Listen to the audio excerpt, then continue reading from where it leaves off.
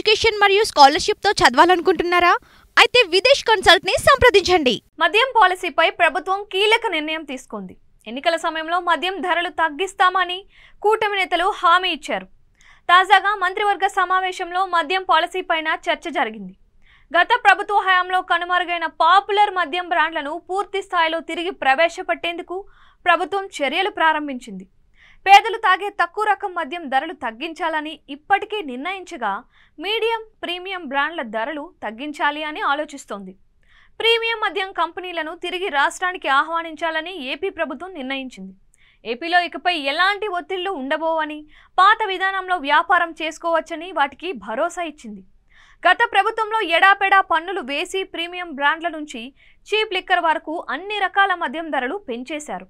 ప్రభుత్వానికి వచ్చే ఆదాయాన్ని కొంత వదులుకొని అయినా పేదలు తాగే మద్యం మరీ భారం కాకుండా చూడాలని నిర్ణయించింది. గతంలో కొన్ని బ్రాండ్లను మాత్రమే ఆ షాపుల్లో ఉంచడంతో వినియోగదారులకు మరో దారి లేకుండా పోయింది. ఇప్పుడు ప్రభుత్వం కొత్త మద్యం పాలసీని తీసుకొస్తుంది. ఇందులో షాపులన్నీ ప్రైవేటువి అయితే వినియోగదారులు ఇష్టపడే బ్రాండ్లను అందుబాటులో ఉంచుతారు. అప్పుడు వారు తమకు నచ్చిన బ్రాండ్నే కొనుగోలు చేస్తారు. దీంతో పాత బ్రాండ్లు క్రమంగా వాటంతట అవే కనుమరుగయ్యే పరిస్థితి వస్తుంది. మద్యం ధరలు ఏపీలో ఎక్కువగానే ఉన్నాయి. దీంతో వాటిని తగ్గించాలని కూటమి ప్రభుత్వం నిర్ణయించింది.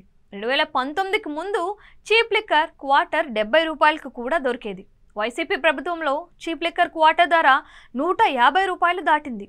మీడియం రకం బ్రాండ్ల ధరలు క్వార్టర్ 200 రూపాయలు దాటిపోయాయి. ధరలు పెరిగినా నాణ్యమైన మద్యం విక్రయించకపోవడంతో అటు ఆర్థికంగా ఇటు అనారోగ్య సమస్యలతో పేదలు ఇంకా నష్టపోయారు. వీటన్నిటిని దృష్టిలో పెట్టుకొని సరిహద్దు రాష్ట్రాల ధరల స్థాయికి మద్యం ధరలు తీసుకురానున్నారు. అవసరమైతే వాటికంటే కొంతమేర అదనంగా తగ్గించేలా ప్రభుత్వం ఆలోచన చేస్తోంది. ప్రైవేటు మద్యం షాపుల విధానం వస్తే అన్ని కంపెనీలకు న్యాయం జరుగుతోందని అంతర్జాతీయ మద్యం కంపెనీలు అభిప్రాయపడ్డాయి. పన్నులు కొంతమేర తగ్గిస్తే అమ్మకాలు పెరుగుతాయని ప్రభుత్వానికి సూచించాయి.